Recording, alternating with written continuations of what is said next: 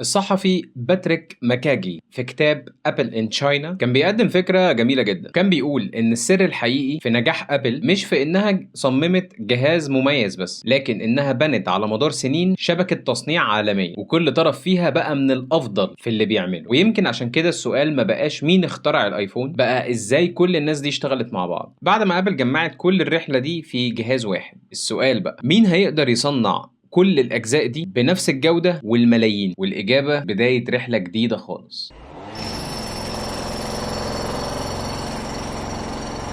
قبل ما يبقى فيه موبايل كان فيه حجر، وقبل ما يبقى فيه شاشة بتنور كان فيه صخرة مدفونة تحت الأرض بقالها آلاف السنين. عامل بينزل كل يوم عشرات الأمتار تحت الأرض علشان يطلع خام يمكن هو عمره ما يعرف هو رايح فين. بالنسبة له دي كانت مجرد شغلانة، لكن الخام اللي كان بينقله بإيده ممكن بعد شهور يبقى جزء من جهاز واحد هيستخدمه في نيويورك. ولو عجبك الفيديو تقدر تتابع باقي الحلقة على يوتيوب، وهسيب لكم اللينك في الديسكريبشن.